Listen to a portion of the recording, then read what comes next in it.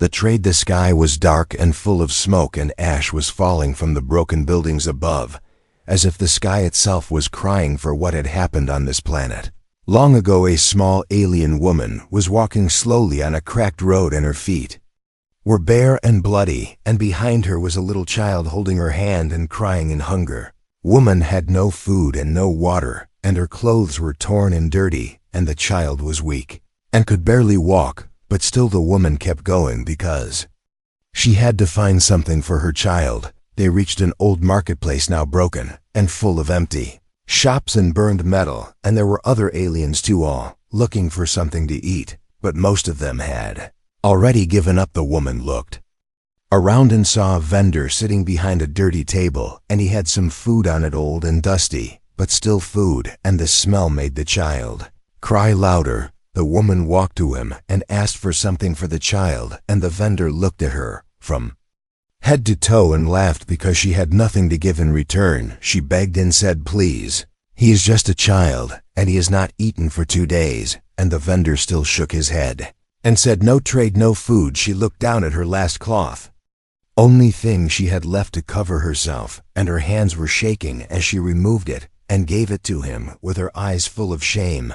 Vendor smiled and gave her a small packet with old food, and she took it and gave it to the child, who quickly started eating it as if he had never seen food before. The cold wind touched her skin, and she sat on the ground holding the child close to her, trying to hide herself from the others and from the world. Other aliens passed by, some looked away, some laughed. None helped her, because in this world no one had anything to give, not even kindness.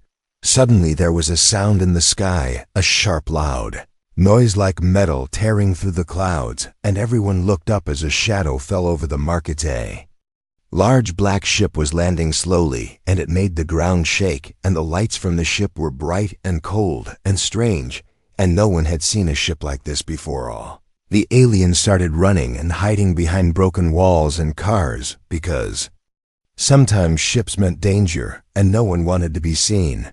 The woman held her child tighter and tried to hide behind a metal crate, and she watched as the ship's door opened and smoke poured out from inside. From the smoke a tall figure stepped out, wearing dark armor, and his steps were heavy and slow and silent, and his face was hidden behind a black helmet. He looked around the broken market and walked forward, slowly, not saying anything, and everyone watched from far, but no one moved. He stopped when he saw the woman sitting on the ground, and she quickly tried to cover herself with her arms and looked down, afraid and shaking. The child was crying again softly, and the man took a step closer and then another, and the woman whispered, "Please don't hurt us, we have nothing." The man looked at them for a moment, then slowly took off his jacket and placed it over the woman's shoulders and stepped back. She looked up, confused and surprised, and her eyes wide, because no one had ever done that, not in a long time, not since the war. The man said nothing, just turned and walked back to his ship, and the woman held the jacket close. It was warm and soft, and for the first time in many days, she felt safe. The other aliens started whispering, asking who was he, why did he help her, and what did he want, and the woman had no answer. The ship's door stayed open, and after a few seconds, the man turned back and looked at her again, then slowly raised his hand and made a small sign asking her to follow. She stood up, unsure and afraid, but the child looked up at her and smiled a small, weak smile, and she knew she had no choice, because there was nothing left here. She took the child in her arms and walked toward the ship slowly, step by step. The wind still cold, but the jacket still warm. As she walked up the ramp and inside the dark ship, the door closed behind her, and the world outside disappeared in silence.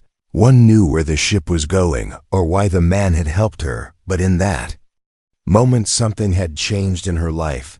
She had traded her last piece of dignity for food, and had been given something more, something no one had offered in a long time. Kindness, the stranger's kindness. The ship was dark inside, and lights on the ceiling glowed in soft blue and white as the woman stepped in, holding her child close, and her legs weak from fear and cold and hunger. She looked around, and everything felt clean and strange, and the walls were smooth like glass, and the sound of Her steps echoed in the silence, and her breath was shaking. The man in black armor walked ahead without saying a word, and his steps were slow and calm, and she followed him, not knowing if she should trust him, but she had no choice. They walked down a long hallway, and doors passed by on both sides, closed and quiet, like sleeping machines, and soon he stopped in front of one, and the door opened with a soft sound. Inside was a small room with a bed and a table and soft lights on the wall, and a warm smell in the air, and the woman stepped in slowly, unsure of what to expect. He pointed to the bed, and she sat with the child, who was now silent and looking at everything with wide, tired eyes. And then the man walked away, and the door closed again behind him. She looked around, afraid, but there were no weapons, no chains, no guards, just silence and warmth, and a plate of food already waiting on the table. The child reached for the food, and the woman hesitated for a second, then helped him eat, and her hands were shaking, and her heart was still full of fear and questions. Would a human help her, and what did he want, and was this all just another trap like the ones she had escaped before the child finished eating and fell asleep in her arms, and his small body, soft and warm, and breathing slow and safe for the first time in many nights. She sat there, not sleeping, just holding him and listening to the soft hum of the ship, and wondering what kind of man would do something like this without asking for anything in return. Hours passed, or maybe more, and then the door opened again, and the man walked in carrying clothes and a small blanket, and he placed them on the bed and looked at her. Silently, she opened her mouth to speak, but nothing came out, and he simply nodded and walked back out, leaving her alone again with the soft light and the child in her thoughts. She changed into the clothes, and they were warm and soft and smelled of soap and peace, and for a moment she closed her eyes and felt human again, even though she was not. Later, the door opened again, and another alien stepped in, a tall woman with green skin and kind eyes, and she smiled and said, "The human told me to check on you." She said, "He does not speak much, but he always helps those who are lost, and he brought us here too, and saved us from the war and the hunters." Alien woman left soon after, and the room became quiet again, and the mother looked at the sleeping child and whispered softly, "Who is he, and why does he care?" The next day the human returned and sat across from her at the table, and removed his helmet for the first time, and she saw a tired face with sad eyes and a small scar on his cheek. He looked at her for a long moment and then said in a soft voice, "You and your child are safe here for now, and I will take you to a better place when it is time." She asked, "Why are you helping me?" And he said, "You remind me of someone," and then he stood and left before she could ask more. That night she could not sleep, because her mind was full of questions, and her heart was full of something new, something strange, something like hope. In the days that followed, she began to walk through the ship and see other rooms and other people, and some were alien like her, and some were human, and all were quiet and careful. They all respected the man in black, and no one questioned his orders, and no one feared him, but they all seemed to carry a piece of sadness like a shadow inside their hearts. She began to talk with them, and they told her stories about how he saved them from burning cities and dark prisons, and how he never asked for anything in return, but no one knew where he came from or what his real name was, and they only called him the captain and followed him wherever he led them. One evening she walked past a door that was slightly open, and inside she saw a room full of small things, pictures and old books, and a toy that looked just like the one her child held. She stepped closer and picked up the toy and turned it in her hand, and her eyes filled with tears as she realized it was the same toy, but older and worn, and once loved by someone else. Then she saw a picture on the wall, and her heart stopped, because in the photo was the captain, and beside him was an alien woman with eyes like hers and a smile that was now lost. Door creaked, and the captain was standing behind her, silent and still, and he looked at her and said, "She was my wife, and you remind me of her."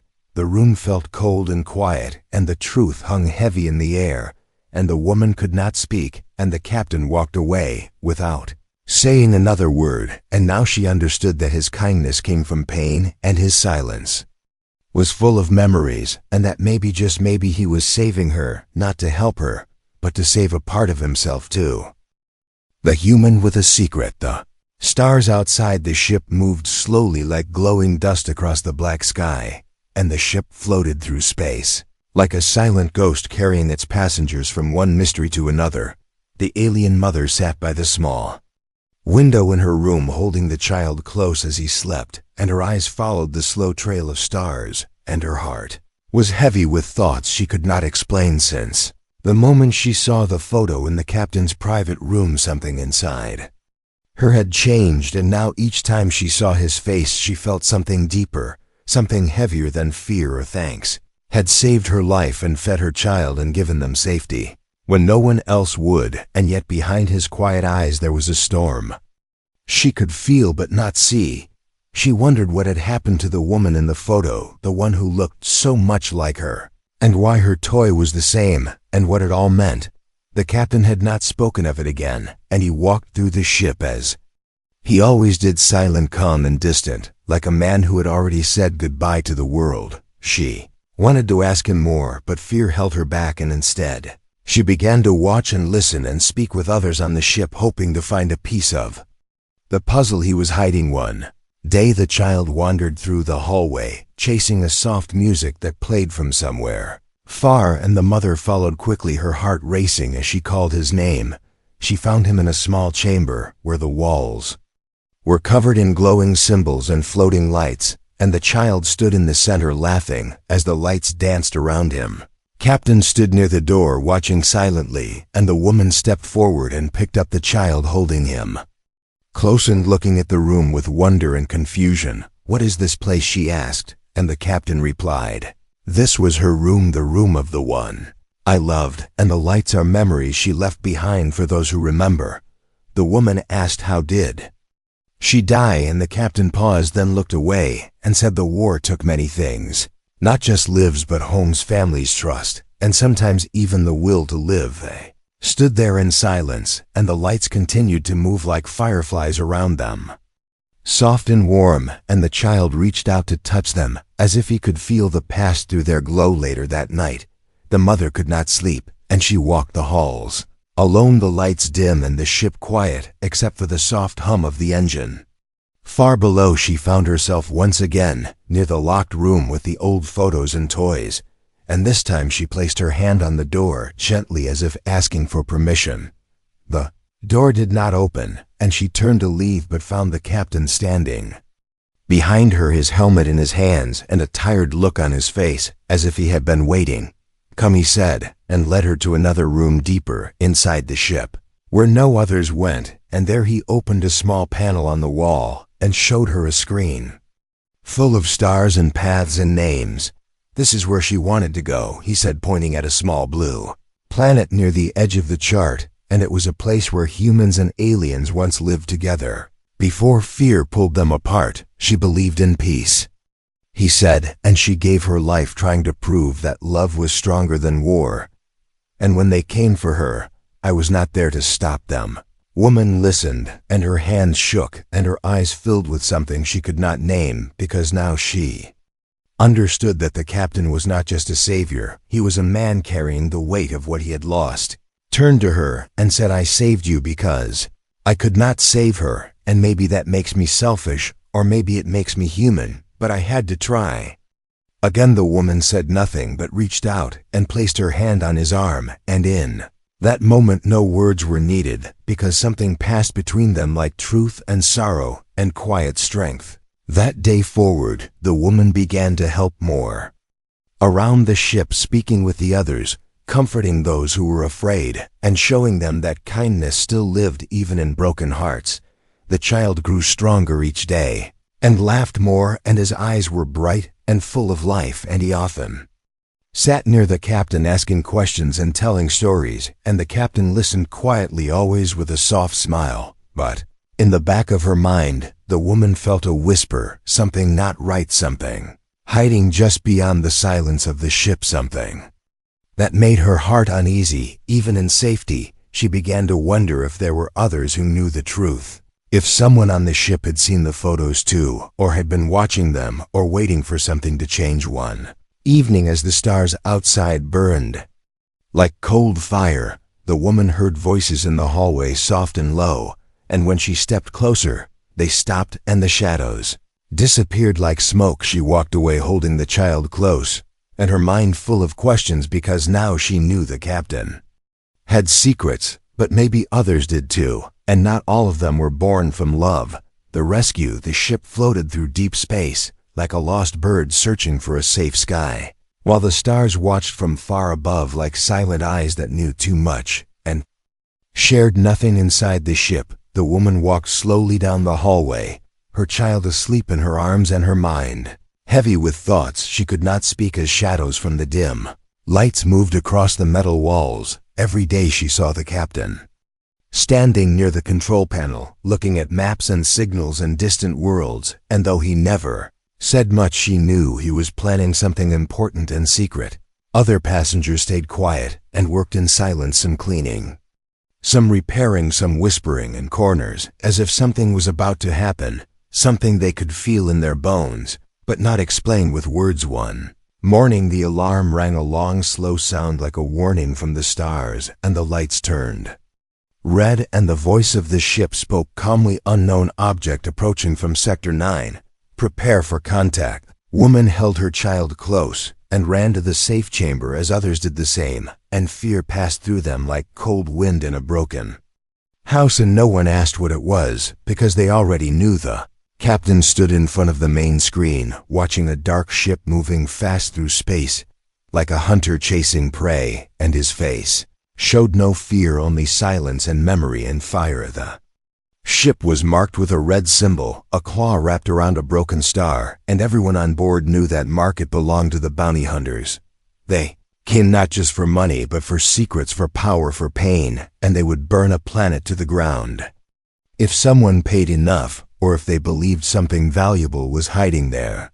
Captain turned and gave orders with few words. Send signal to lower deck lock, escape doors, prepare to block signal trace, ready defense shields, and then he walked away without looking back. The woman watched from the safe chamber screen and saw the dark ship getting closer, and she could fear in the room, growing like smoke in a closed room, choking every breath. She remembered the voice she had heard in the hallway the night before, the voice that had stopped when she appeared, the voice that spoke of coordinates and cargo and reward.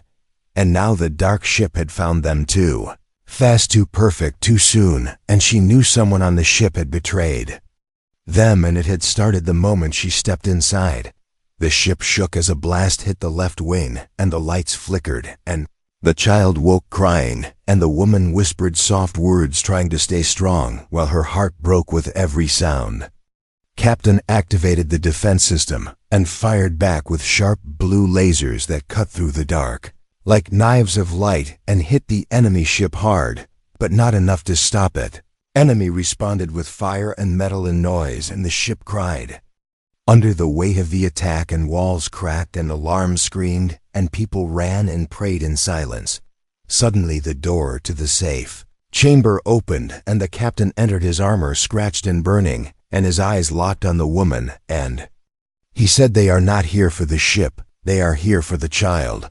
The woman stepped back, holding her son tighter, and her voice shook as she asked, "Why? What do they want with him?" And the captain said, "Because he is rare, because he is proof of something they fear." Before she could speak again, the ship rocked with another hit and sparks flew from the ceiling, and the captain grabbed her hand and said, "We must go now, follow me." They ran through the hallway, passing smoke and broken panels and crying passengers and fire on the walls, and the child held her tightly, hiding his face in her shoulder.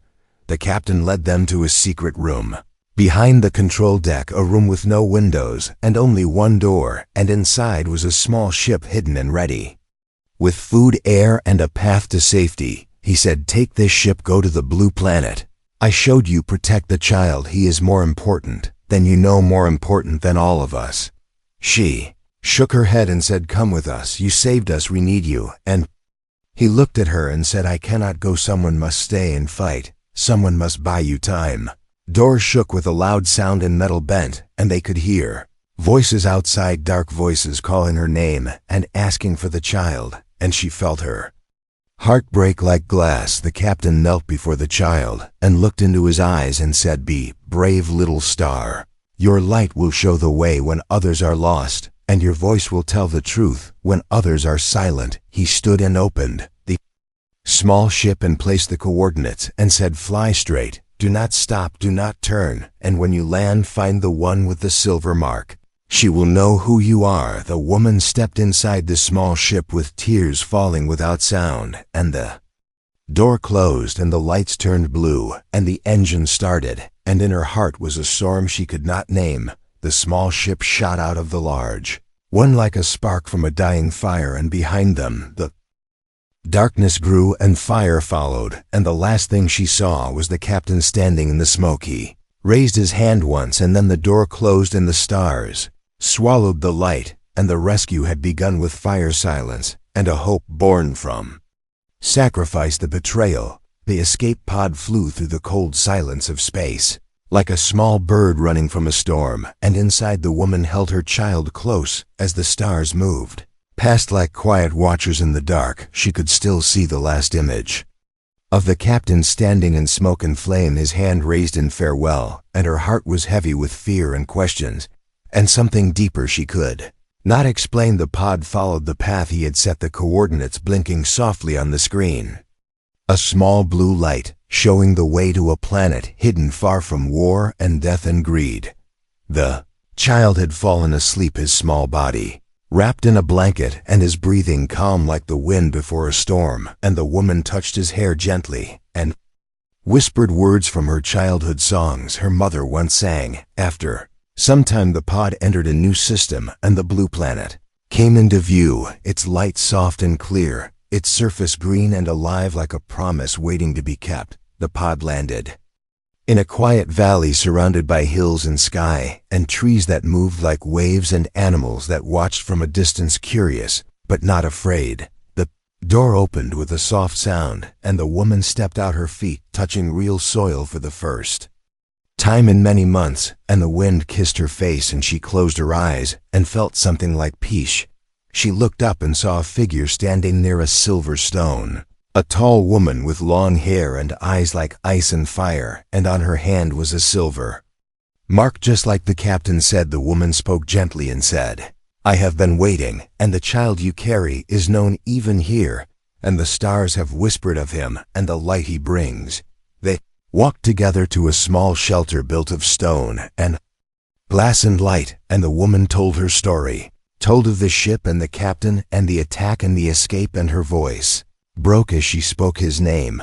The silver-marked woman listened without words, her face calm and still, and when the story ended, she looked at the child and said, "His path will not be easy, but his light must not be lost." Days passed, and the woman helped in the village, and the people were kind and quiet, and they gave her food and rest and clothes, and the child began to laugh again and run through the fields like the wind itself.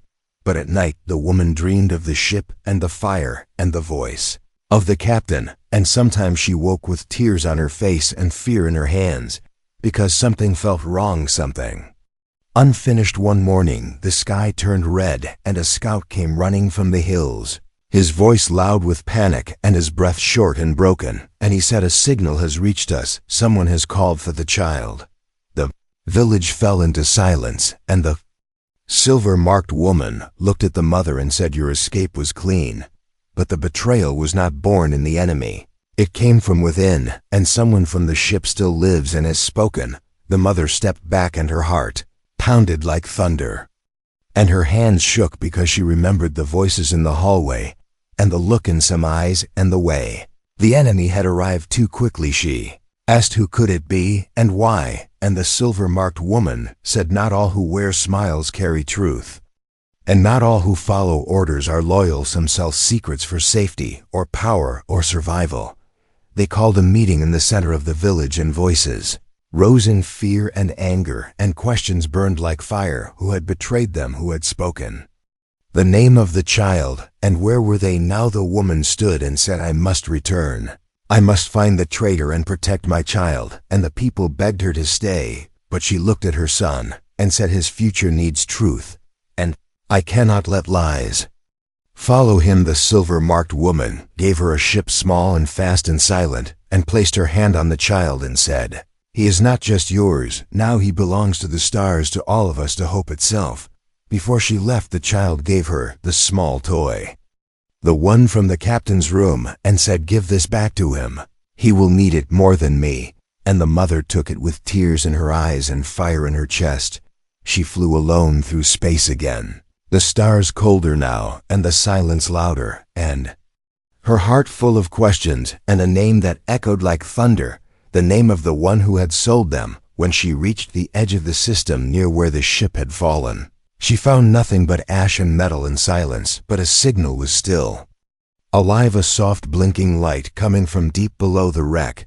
She followed it and found a small chamber hidden behind broken panels, and inside was a voice recorder, and it played only one message, a whisper that said, "I trusted you and you sold me, and now you will see what you have done."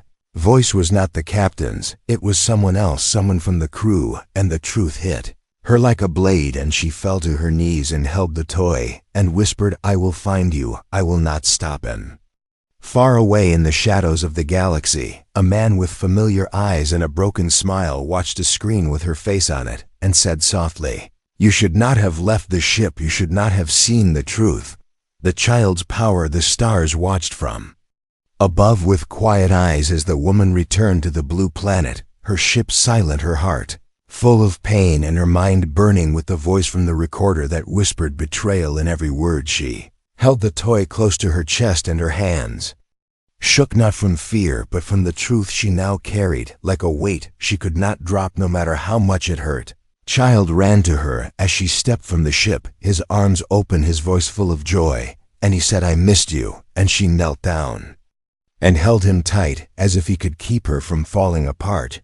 She looked into his eyes and saw something had changed, something deep and bright, like a spark had turned into fire, and she felt his warmth, not just in his skin, but in the air around him, like the sun hidden under his breath.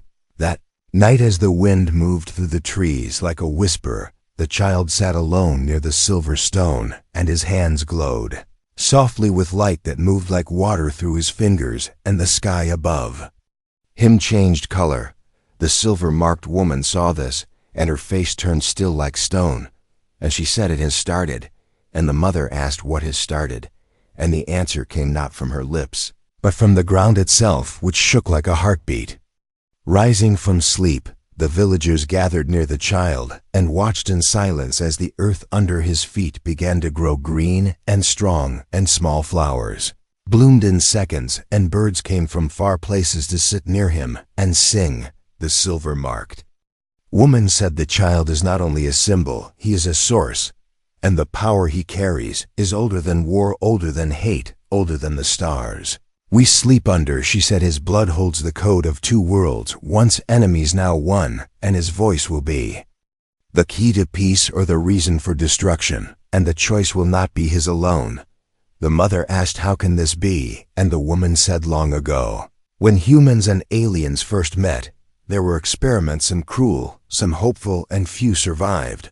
But one did, and that one passed the light into the future." She said the captain knew the child was different, and not just because of his kindness or courage, but because his body carries the seed of something the old world tried to bury and the new world cannot ignore. The mother looked at her child, and her heart broke with love and fear, and she said, "He is just a child, he only wants to play and sleep and laugh and be safe." And the woman said, "Yes, but he is also more." In the days that followed, the child began to change, not in body but in spirit, and every time he touched the ground the plants grew, and every time he cried the rain came, and when he laughed the sky turned warm. Some began to fear him and stayed far from him, and some began to pray to him and brought him gifts and sang songs.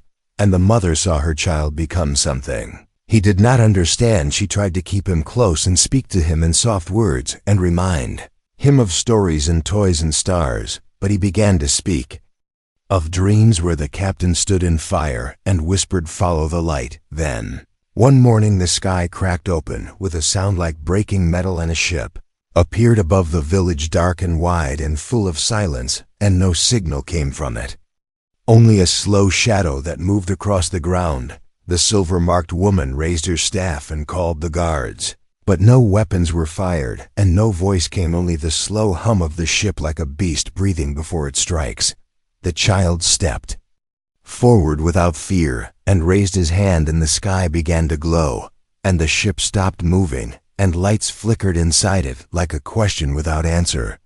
Then a voice came from the ship, a voice smooth and cold and full of lies, and it said, "We are not here to hurt, we are here to take what is ours. The child belongs to us, and we have come to claim him." Villagers stood in silence, and the mother screamed no and held her son tight, and the earth shook.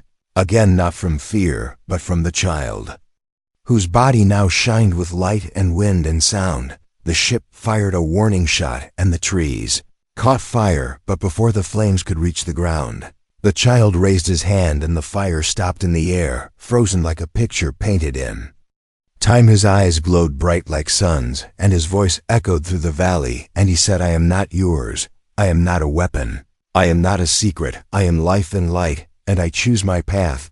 The ship began to break apart from the inside. Sparks flew, and metal bent, and the shadow lifted, and the silence turned into screaming as the enemy fell into themselves, swallowed by the very darkness they carried. When it was over, the ship was gone, the sky was clear, and the child fell into his mother's arms, asleep and soft and warm like before, and the people gathered around in awe and fear and wonder. Silver-marked woman said, "He has awakened, but the danger is not over, and those who sent the ship will come again, and next time they will not ask, they will take, and the world must be ready." The last stand. The stars turned red above the valley, as if they knew what was coming, and the sky grew heavy with silence and fear, while the wind carried no songs, only warning and waiting. The boy stood at the edge of the village, his small hands wrapped around his mother's, and his eyes looking far into the sky where nothing yet moved, but everything was near. The silver-marked woman stood beside them, her cloak flowing like water, her eyes burning with truth, and her voice quiet as she said, "The time has come, and the war will no longer hide in the dark." The villagers gathered around, holding tools and weapons made not for war, but for protection, for survival, for the last hope of peace in a world that had forgotten how to believe. They all looked at the boy, not with worship, not with fear, but with something deeper, something that lived in hearts and never spoke. The feeling that maybe, just maybe, he was the answer to a question no one had dared to ask.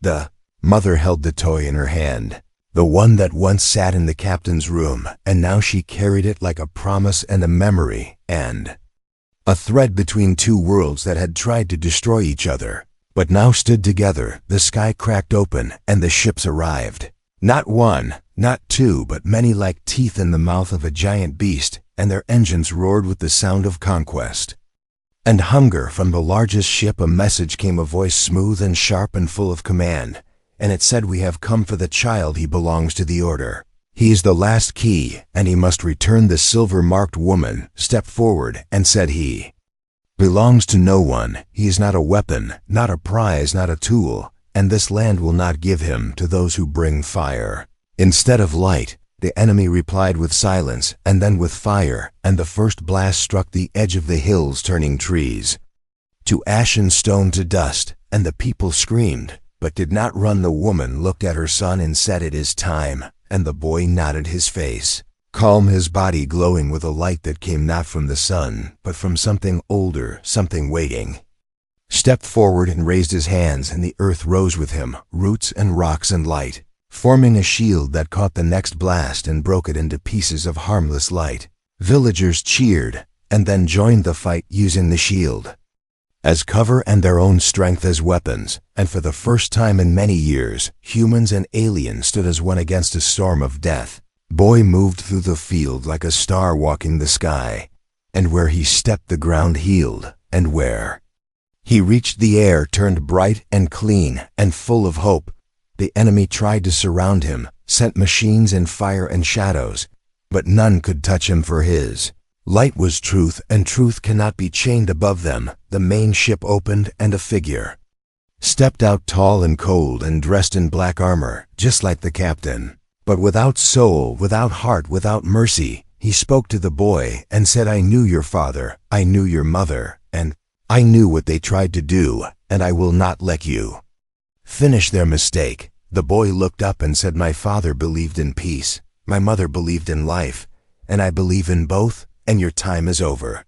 Dark figure raised a weapon shaped like a spear made of metal and sorrow and threw it with all his strength, and the air screamed as it flew. The mother stepped forward, and the world slowed, and the toy fell from her hand, and time bent like glass as the spear neared her heart. But the captain appeared from the smoke, his armor broken, his body bleeding, his face tired and brave, and he caught the spear with both hands and cried out with the last of his strength, turned and threw it back, and the dark figure fell with the sound of thunder, and the ship behind him cracked open, and fire poured from it like blood from a wound too deep to heal.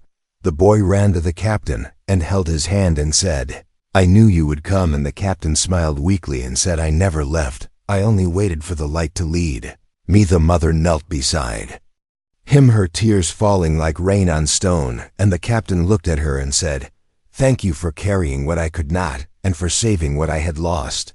Sky turned gold as the enemy ships fell one by one, broken not by force, but by unity, by the power of people who chose love over fear and truth over silence.